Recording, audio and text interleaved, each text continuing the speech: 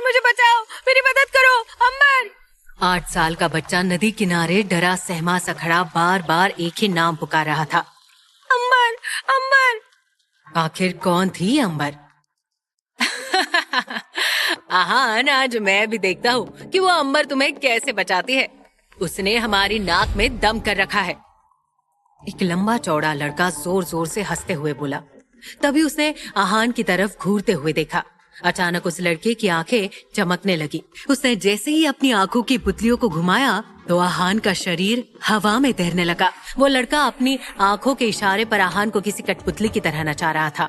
खुद को हवा में झूलता देख आहान घबरा गया। मुझे नीचे उतारो, मुझे ऊंचाई से डर लगता है, आहान ने कहा।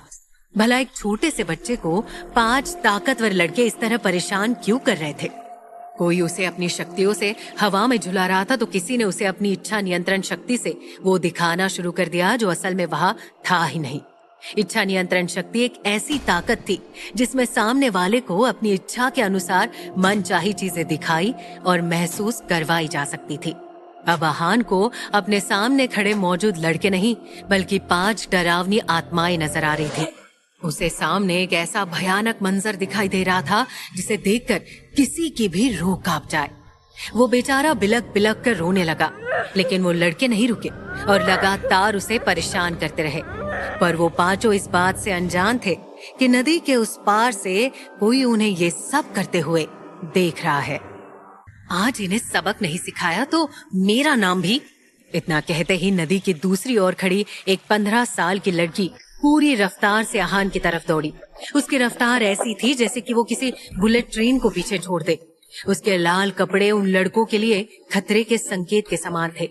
उसके लंबे घने बाल और चेहरे पर ऐसा तेज था कि एक बार जो उसे देख ले तो देखता ही रह जाए। गले में पहना उसका सफेद मनका मीलों दूर से चमक रहा था।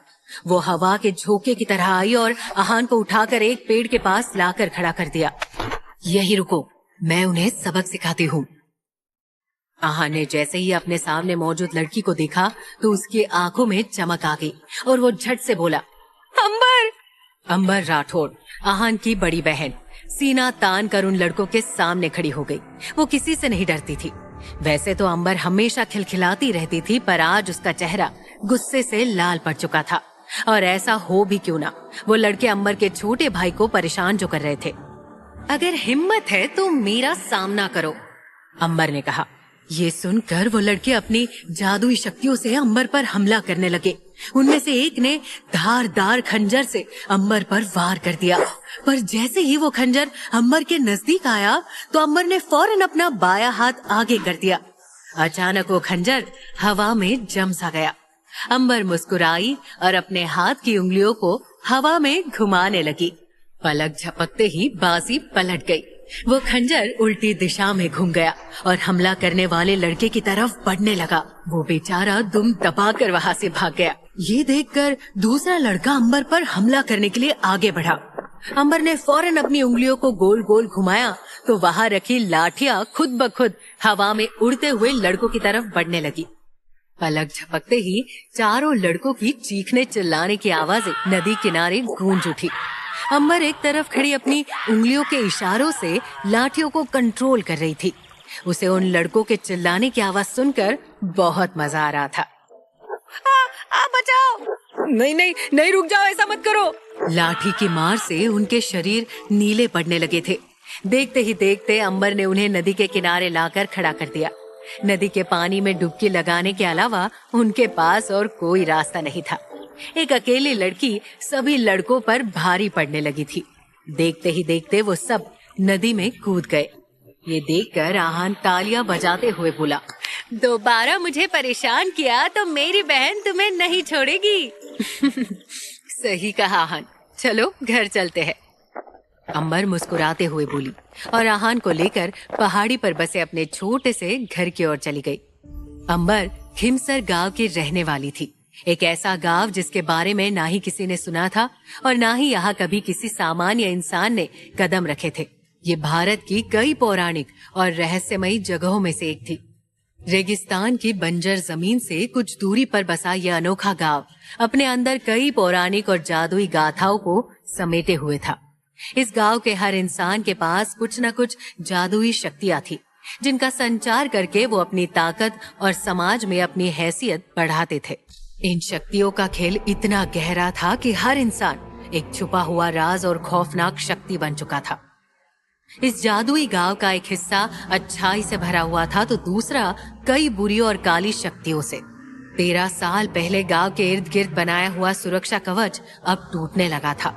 काली शक्तियों का प्रभाव बढ़ता जा रहा था और ये गांव जो कभी भगवान की जादुई शक्तियों से प्रभावित था, अब धीरे धीरे तबाही की ओर बढ़ रहा था। काली रातों की गहराई और रहस्यमयी आवाजें जो अब हर ओर गूंजने लगी थी, गांव को एक डरावने खौफ में जकड़ रही थी। हवा में सिहरन थी और हर कोने में मौत की साजिश का एहसास। लेकिन इस बर्बादी से सिर्फ एक ही इंसान उन्हें बचा सकता था और वो थी हमारी अंबर। जी हाँ, एक अंबर ही थी जो पूरे गांव को बचा सकती थी, पर वो बेचारी खुद इस बात से बेखबर नादानियों और अल्हड़पन में जिंदगी जिए जा रही थी। एक छोटी बच्ची अंबर पूरे गांव को कैसे बचा सकती थी? क्या थी अंबर की खासियत? जैसे ही अंबर ने घर के अंदर कदम रखे तो उसे गायत्री की आवाज सुनाई दी। अंबर, तुमने आज फिर अपनी शक्तियों का गलत इस्तेमाल किया। पता है उन लड़कों को कितनी चोट आई है। तुम अपनी हरकतों से बाज कब आओगी? अब तुम छोटी बच्ची नहीं हो, 15 साल की हो गई हो। न जाने तुम्हारी अटखेलियां और अल्हड़पन कब जाएगा। सफेद साड़ी पहने, चेहरे पर फिक्र लिए करीब 35 साल की गायत्री बहुत गुस्से में लग रही थी। गायत्री एक सीधी साधी औरत थी जो 13 साल पहले एक रहस्यमयी मौत के कारण अपने पति को खो चुकी थी और अब अपने बच्चों को खोना नहीं चाहती थी। हर बार की तरह आज फिर पड़ोस के लोगों की शिकायतों को सुनकर गायत्री का सिर चकराने लगा था। वो अंबर को डांट फटकार रही थी, पर डांट सुनने के बाद भी अंबर के चेहरे पर मायूसी या शर्मिंदगी की एक लकीर तक नहीं थी। वो तो अपने पंखुड़ी जैसे गुलाबी होठों से मन मन मुस्कुरा रही थी। तभी उसने अपनी तेज तर्रार सागर से भी गहरी काली आंखों से एक नजर गायत्री की तरफ देखा और झट से बोली, माँ, आप मुझे शाबाशी देने के बजाय डांट रही हो। वो डरपोक लड़के मेरा मुकाबला नहीं कर सकते, इसलिए आप दोनों को परेशान करते हैं। मुझसे ये सब देखा नहीं जाता और मैंने किया ही क्या है, सिर्फ अपनी उंगलियों के इशारों से उन्हें नदी में धकेला था। वो जिंदा है, मर नहीं गए। क्या करूं मैं इस लड़की का? अंबर, तुम कब समझोगी कि तुम इन छोटी मोटी लड़ाइयों के लिए नहीं बनी हो? तुम्हारे जीवन का एक खास मकसद है बेटा। अचानक गायत्री ऊंची आवाज में बोली। कैसा मकसद माँ? अंबर झट से बोली, पर गायत्री ने बात पलटते हुए कहा, मैं जानती हूँ कि तुम्हारे पास कुछ खास शक्तियां हैं, पर इस तरह अपनी शक्तियों से किसी को चोट पहुंचाना ठीक नहीं है। मैं उन लड़कों को समझा दूंगी, पर वादा करो कि तुम अपनी ये नादानियां बंद कर दोगी। गायत्री की बात सुनकर अंबर ने कहा, नहीं माँ, लातों की भूत बातों से कहाँ मानते हैं। अंबर, आहान और मेरे पास तुम्हारे जैसी शक्तियां नहीं है। माना तुम हमें परेशानी में नहीं देख सकती, पर अब तुम्हें ये सब बंद करना होगा। भूलो मत, अगली पूर्णिमा की रात तुम रघुवंशी खानदान की बहू बनने वाली हो। मैं नहीं चाहती कि तुम्हारी शादी से पहले कोई नई मुसीबत खड़ी हो जाए। पार्थ और तुम्हें इस बंधन में बांधने के लिए मैंने बहुत इंतजार किया है। इस गांव को पार्थ और तुम्हारी जरूरत है बेटा। गायत्री अंबर को समझाते हुए बोली, पर अंबर महज 15 साल की थी। इतनी छोटी उम्र में उसकी शादी करना क्या सही था? माँ, आप किस बारे में बात कर रही हैं? मुझे कुछ समझ नहीं आ रहा है। मैं अभी सिर्फ 15 साल की हूँ। क्या मेरे कंधे पर शादी जैसे रिश्ते का बोझ डालना सही है? मुझे अभी बहुत कुछ करना है। मैं आसमान को छूना चाहती हूँ। मैं पैरों में बेड़ियां डालकर राजमहल की दीवारों में कैद होकर नहीं रहना चाहती। अंबर बोली, शादी तो तुम्हें करनी ही होगी। गायत्री ने कहा, मैं भी देखती हूँ ये शादी कैसे होती है। अंबर ने धीमी आवाज में कहा, क्या क्या कहा तुमने? गायत्री बोली। वो अपनी बेटी की रग रग से वाकिफ थी। वो अंबर के चेहरे को देखते ही समझ गई कि उसके दिमाग में इस वक्त कोई नई खुराफात चल रही है। कुछ नहीं माँ, वो मैं कह रही थी कि पार्थ से शादी करनी है तो उसके साथ वक्त भी तो बिताना पड़ेगा ना। मैं पार्थ से मिलने जा रही हूँ। अंबर इतना कहकर पूरी रफ्तार से गांव के बीचों बीच बने आलीशान राजमहल की तरफ बढ़ने लगी। ये गांव का इकलौता महल था जो कि जमीन को छोड़कर हवा में तैर रहा था। महल खूबसूरत सफेद फूलों से घिरा हुआ था जो साल भर खिले रहते थे। महल के इर्द गिर्द बने कंद को कोई चाह कर भी लांग नहीं सकता था। राजमहल की चार दीवारी में कब क्या होता था ये कोई नहीं जानता था, पर लोग कहते थे कि महल के कई ऐसे राज हैं जिन्हें रघुवंशी परिवार सबसे छुपाए हुए है। और लोगों का ये भी मानना था कि पूरे गांव में सिर्फ एक राजमहल ही है जो सबसे सुरक्षित जगह है।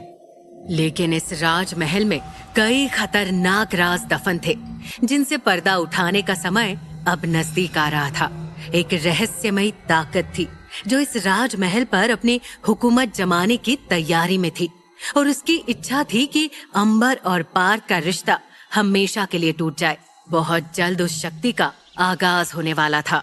अंबर रुक जाओ, कोई गलती मत करना वरना सब बर्बाद हो जाएगा।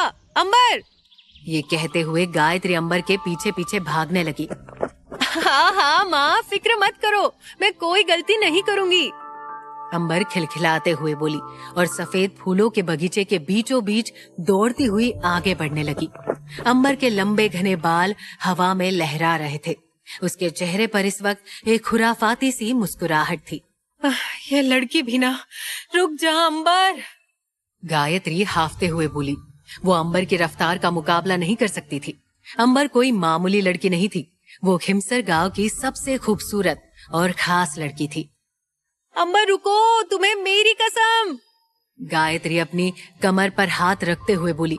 वो अंबर को पलक झपकते ही आंखों के सामने से ओझल होता देख उदास हो गई। तो वही अंबर को महल की ऊंची दीवारों के नजदीक पहुंचने में ज्यादा वक्त नहीं लगा। अंबर, जल्द ही तुम्हारी शादी होने वाली है, तुम्हें एक राजकुमारी की तरह पेश आना चाहिए, ये सब तुम्हें शोभा नहीं देता। अंबर ने जैसे ही बगीचे के उस पार से आती हुई गायत्री की आवाज सुनी तो वो अपनी जगह पर खड़ी रह गई और किसी शेरनी की तरह दहाड़ते हुए बोली, मुझे शादी नहीं करनी।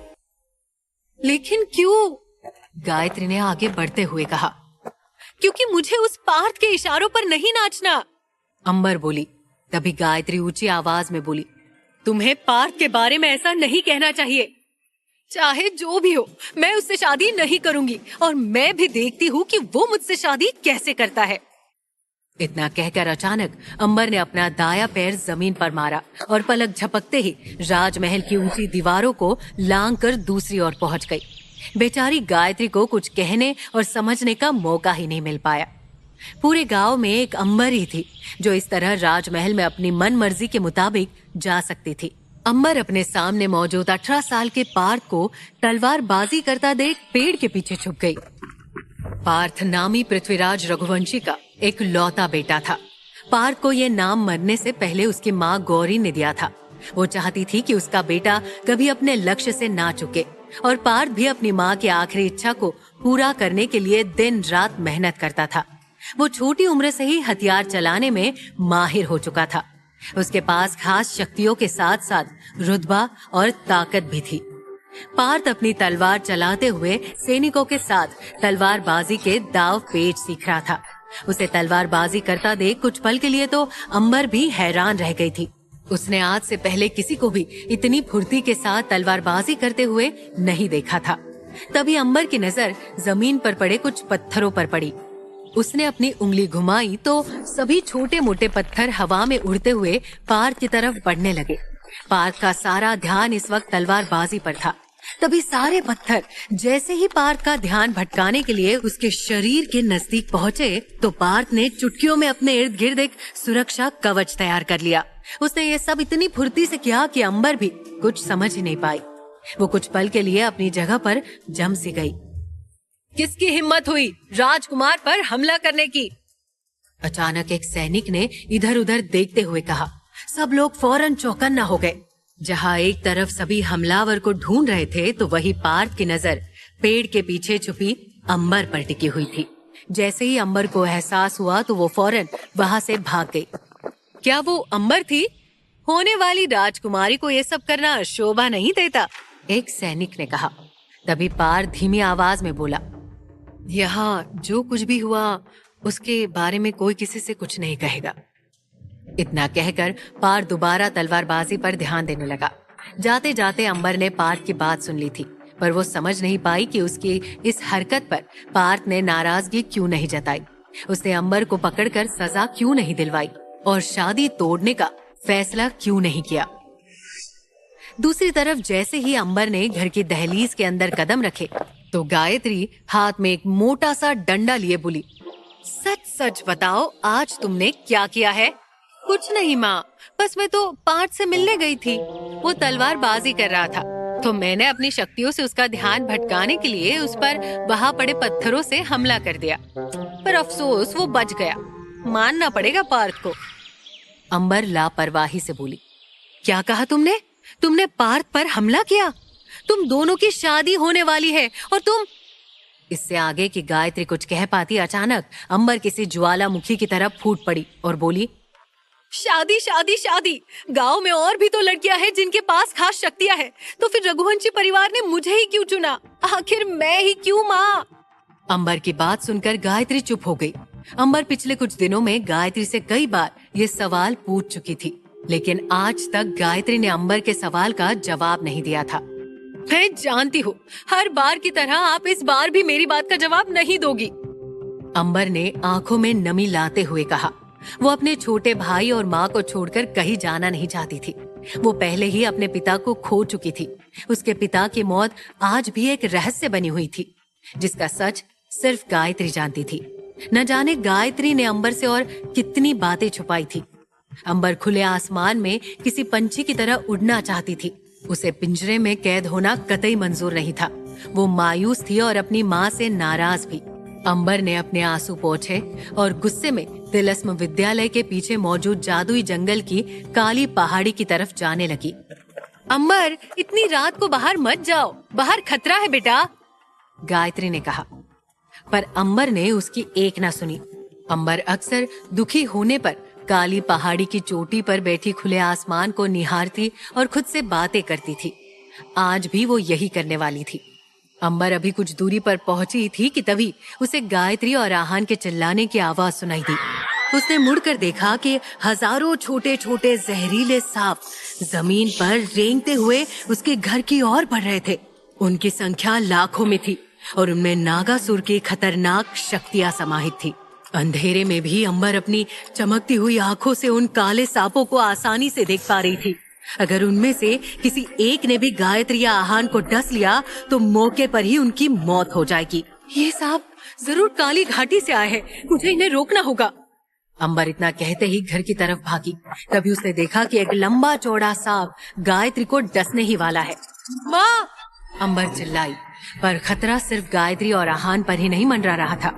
अंबर भी खतरे में थी। सांपों ने उनके घर को चारों तरफ से घेर लिया था। तभी अंबर ने देखा कि एक बड़ा सा सांप फन फैलाए उसकी ओर ही बढ़ रहा है। अंबर फंस चुकी थी। वो अपनी जान बचाएगी या गायत्री की? न जाने अब आगे क्या होगा। कैसे बचाएगी अंबर अपने परिवार को? क्यों इतनी छोटी उम्र में उसकी शादी करवाई जा रही थी? आखिर अंबर को ही क्यों चुना गया था? गायत्री अंबर से कौन से राज छुपाए हुए थी? ऐसी कौन सी काली शक्तियां थी जो पूरे गांव को नष्ट करना चाहती थी? स्टोरी कहानी अच्छी लगी हो तो लाइक और सब्सक्राइब करो।